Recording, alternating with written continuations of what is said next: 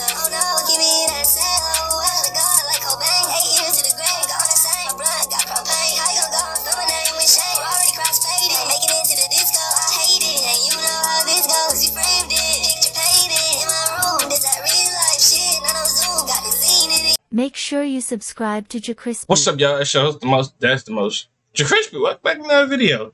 Broski? I know y'all probably gonna see the Spy Kid and shit like that. So yeah. The Spy Kid shit and all that, bro. We're still on the road to 300. And yeah.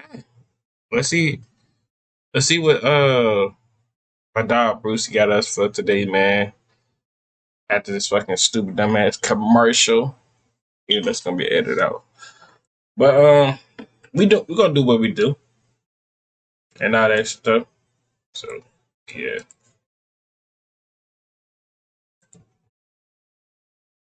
Yeah. Alright, let's get it started.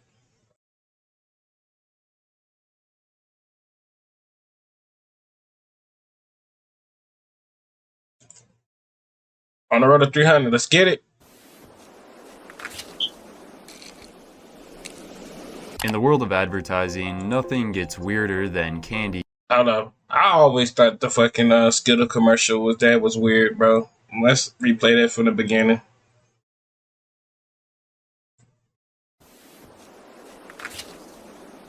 That's weird, bro. In the world of advertising, nothing gets weirder than candy commercials. While sugary foods are overwhelmingly marketed on kids' TV networks, they often feature the most surreal and sometimes downright disturbing imagery. A lot of people have memories of their childhood shows being interrupted by some insane candy promotion. But the ads aren't just associated with cursed visuals. They have a habit of drumming up controversy. Oh yeah, on the video. Hold up. Oh, other side. Cool. I thought I was on the other side for a minute. Just saying. And being pulled from networks. When it comes to advertising aimed at children, surrealism has been a common theme for a long time, using flashy, colorful visuals that popped off the screen and grabbed viewers' attention in quick, chaotic bursts. This kind of style was prevalent in a few 80s candy brands like Reese's, Bonkers, and some Japanese. Yo, if you eat Reese's, bro, you disgusting as fuck, bro.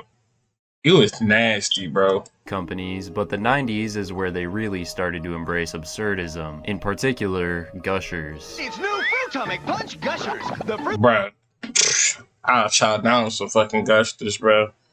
I ain't lying to you. Gushers top 5 candy of all time for me, bro. Dead ass, bro. Number 1, it definitely gotta be Skittles. Bro, Skittles, number 1 on my list. Then I got the little caramel candy with the little white stuff in the middle. That's number 2. No outline. That's number 3. Milk Duds is number 2. 4 is Gushers. And I got 5. Shit, Starburst, bro. Starburst. Number 6 on my list is Laffy Taffy, bro. Snack bursting with juicy fruit punch in the middle.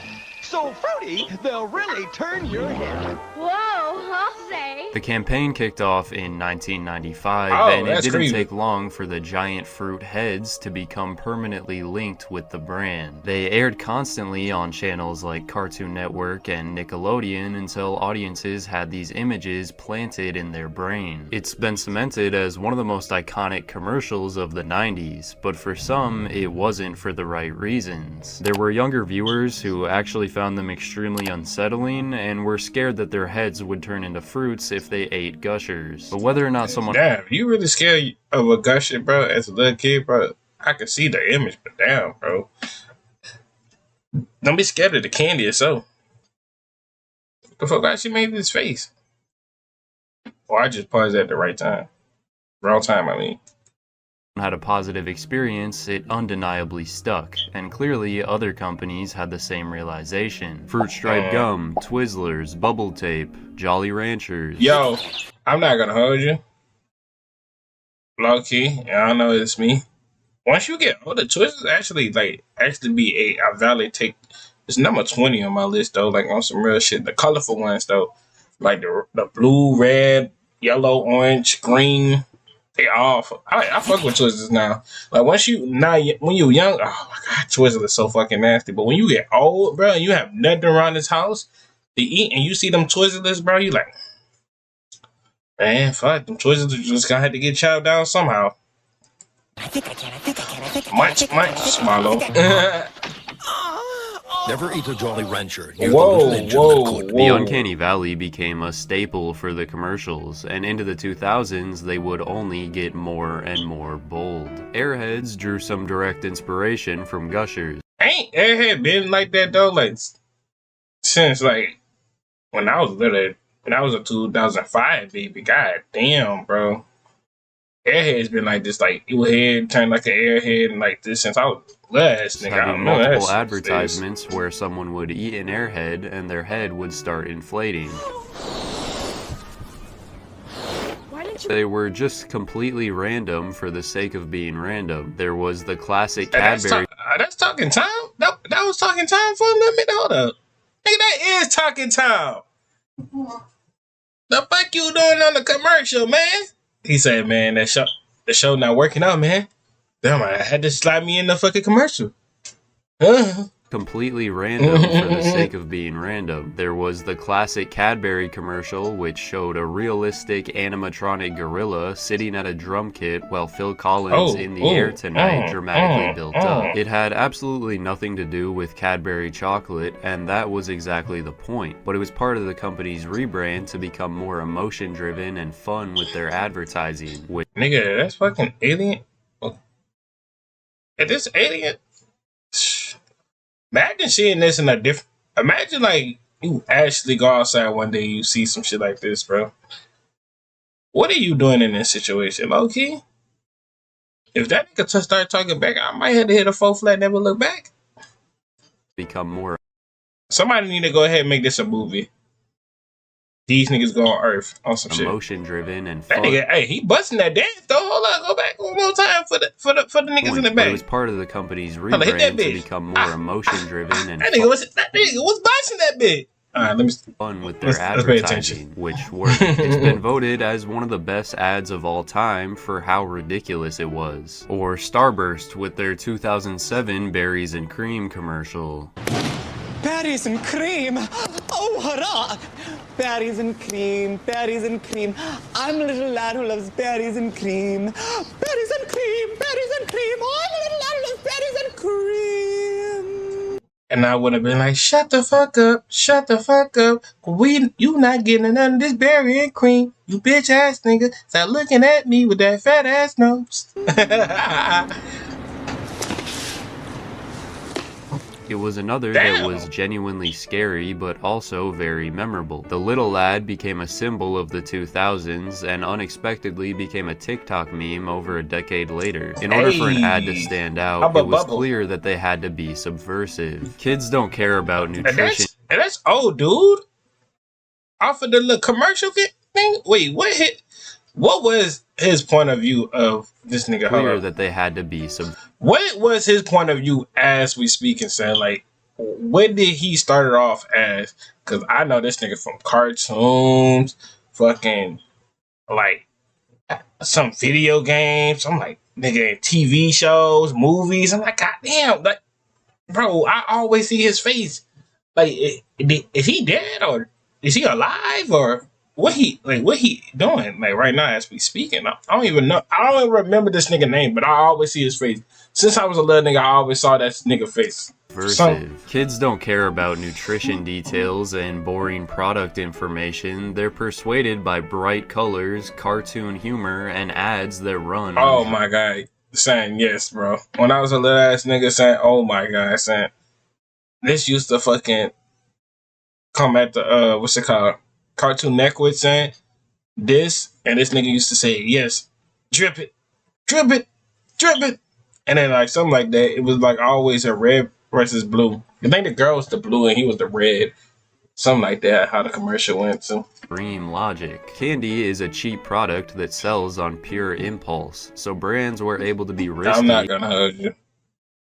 I might be eating candy till fucking. I'm gonna be an old ass nigga still eating Skittles and shit like that. Shit. All that shit. Shit, teeth might not be working, but shit. Shit, I'm gonna be sucking on them hoes. Pause. And throw ideas at a wall to see what got viewers' attention. And often that was edginess.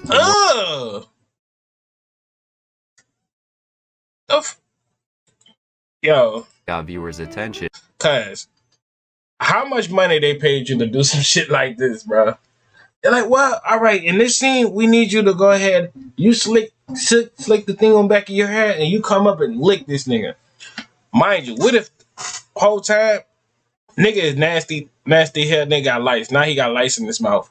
Lice mouth ass nigga. And often that was edginess. The more shit. brazen the commercial, the more impactful it was. Which was the big shift as the years went on, especially for Skittles. My name is David Millwood, and 14 months ago I was struck by a rainbow. When Skittles took on the Experience the Rainbow, Taste the Rainbow slogan, their ads completely rebranded and became known for their absurdity. From a sentient beard stealing Skittles in a job interview to a giraffe getting milked for candy while it feeds off a rainbow. It was odd but impossible to look away from. The campaign... somebody did a TikTok off of that, this scene right here. This scene. Odd but impossible. Like, I ain't lying to you, son. At one point in time, I ain't even want to eat Skittles because of this commercial right here, bro. Because, like, nigga, like, seeing that shit, I'm like, bro, to look away from. But then, like, after getting used to seeing this commercial, it's like, fuck it, bro. I might as well check down some motherfucking Skittles. The campaigns tapped into the offbeat humor of Adult Swim and early YouTube comedy. They fizz in your mouth. Kindly remove that candy from my face. What is that? That's a sock? Hit me again, Tube Sock. Let's go! Oh. But there were cases where... Wait, that's the first time you seen the blue Skittles? Go back. The blue Skittles was never look... Wait.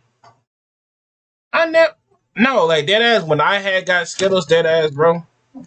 I remember when the first time my grandma bought me some Skittles. It was a purple bag and a dark blue bag. I ain't never seen that dark blue bag ever again, son. I remember at one point, Skittles made hot Skittles, and I tried that shit. It was a big-ass bag, too, and I was munching on them hoes. Them bitches was hot, but them bitches, nigga, my young ass, nigga, I was hungry as a bitch. I'm not gonna hold you. Let's go! And, bro, who is dressing they so? And they gonna shock they so, bro. But there were cases where the edginess may have gone too far. In 2017, Skittles put out an ad which aired online as a special Mother's Day spot. It showed a mom sitting on a couch with her adult son sharing Skittles through an umbilical cord. Oh, Mother, I love eating Skittles every time you eat Skittles. I love you eating Skittles every time I eat Skittles.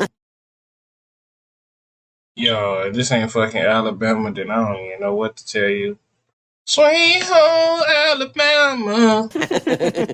While it was intended to be jarring and provocative, it just made everyone who saw it uncomfortable, which resulted in the ad being pulled from internet platforms only 2 days after its release and countless articles bashing the commercial. While television ads in general have become more graphic and shocking over the years, this one definitely brings the Skittles brand to a whole new level of weird. The connection of child and mother is a beautiful thing, but let's not illustrate it via umbilical cord ever again. But again, no one could argue that it didn't stir up conversation, even if it was negative. Now it's being shared on this medium, and I think that's exactly what they Oh god, yes. Anywho, bro.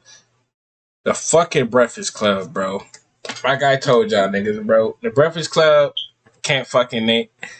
I must forever hate on these niggas like how the way I hate on fucking Drake, and I still don't fuck with these niggas, and I still don't fuck with Drake. I would never, ever fuck with Drake or the Breakfast Club. To the day I die. To the last day you see me on this fucking app, this earth, you would when I'm laying down on my casket, looking y'all down while y'all watching me, and boo-hooing, crying and all that. Y'all see a documentary video and all that shit? I'm gonna be like this in heaven. I'm gonna cry too. But I'm saying, still fuck Drake and the Breakfast Club. Why I hate the Breakfast Club? Cause name me 5 conversations without them talking about drama or whatever they got going on. Why they never talk about something about personal life? What? Why they ever always bringing up? They don't got no story times. You telling me your lifestyle is so boring? The easy pie, bro. Dead ass. I could sit there and watch 5 episodes, and I could guarantee, they bring up Kendrick Lamar and shit, but they don't bash him. They don't do nothing like that. They just put their little input to it. But these niggas, they bash these niggas, and it's like it's crazy. And like when a nigga make a song about you, YB, my nigga YB made a song about Charlamagne Manuel. Yeah, fuck that boy too. On the Breakfast Club, talk about donkey of the day. Yeah, donkey of the day, fuck on my face too, you stupid dumb bitch. And Joe Biden, fuck that nigga too. Like, it just fuck like 3 niggas. Never ever in my life, I would never ever hop on these type of shits. Anyways, but we're gonna finish the Breakfast Club sooner or later, talk about they little bullshit conversation, cause fuck them niggas. Fuck them niggas. Drake, fuck that nigga too. And Joe Biden, yeah, fuck you too, nigga. You and your little crew. I'm gonna just talk about y'all one day in fucking stream, and yeah. We're talking about it. It worked. It worked. Other times, it wasn't an ad's disturbing imagery being attacked, but rather its messages. Snickers had a commercial spot for the 2007 Super Bowl broadcast that depicted 2 mechanics who accidentally kiss while eating a... Man, come on, son. Come on, man.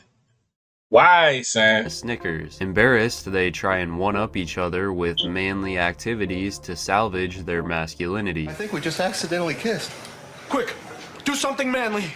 When the Snickers website put out a video of NFL players reacting to the ad with amusement, it drew criticism from various organizations, with the Human Rights Campaign president stating, "This type of jeering from professional sports figures at the sight of 2 men kissing fuels the kind of anti-gay bullying that haunts countless gay and lesbian school children on playgrounds across the country. But when it comes to polarizing commercials, it's hard to find a candy that's taken as much heat." Yeah, son, yeah, but have the Eminem girl, yeah, but thought like, son, when you was a last nigga, who the fuck designed these M&Ms, especially the brown one and the green one, son? As M&Ms. Dark humor has been a staple of their marketing for a while, like multiple commercials depicting M&Ms cannibalizing each other. What are you going as?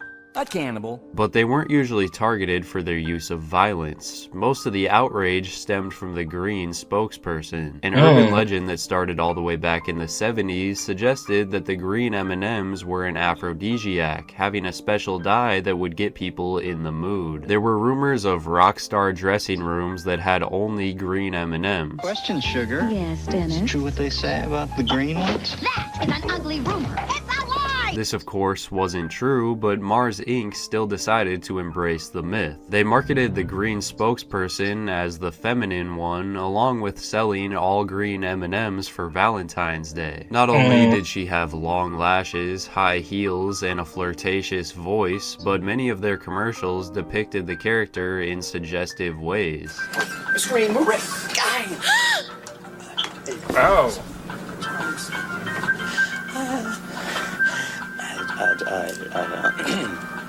Shit.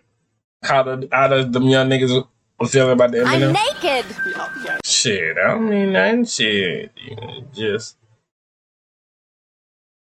What's that? This sparked backlash for a number of reasons. For one, people didn't think this kind of caricature was appropriate for a product being marketed towards families and children. But on top of that, it was argued that this perpetuated the broader issue of female characters being over-sexualized in the media, which could have damaging effects. While these complaints circulated for a while, they wouldn't make a change until 2022, where the company swapped her classic high heels for neutral sneakers, which caused more outrage. The green M&M, you will notice, is no longer wearing sexy boots. Now she's wearing sensible sneakers. Why the change? Well, according to M&M's, quote, we all win when we see more women in leading roles, because leading women do not wear sexy boots. Leading women wear frumpy shoes. The frumpier, the better. That's the rule. The rebrand also presented a new purple character, which was meant to represent body positivity. A lot of consumers expressed that they simply didn't want to see any kind of messaging associated with candy. But on top of the real ads, there have been multiple spoof candy commercials uploaded that are meant to parody the outlandishness of the real ones. They were intentionally very extreme, but because of how actual candy ads can be, many were convinced that these were official ads that got banned. But the fact that people believed these goes to show just how weird some brands have gotten. That's crazy. Over the years. These days, companies have toned down the surrealism and edginess in favor of aligning more closely with brand. Yeah, ain't Shabu was on this one? On this commercial? Values. While there are still creative ones here and there, it's understandable that advertisers don't want to tarnish their reputation with a risky I saw this one. Commercial, but it's still nice to look back on what they used to be. Anywho, that's my dog Broski. I hope y'all freaking like, comment, subscribe, follow us, social media, dip up on the screen. I see y'all when I see y'all. Lay y'all to the bottom of my heart in the mouth.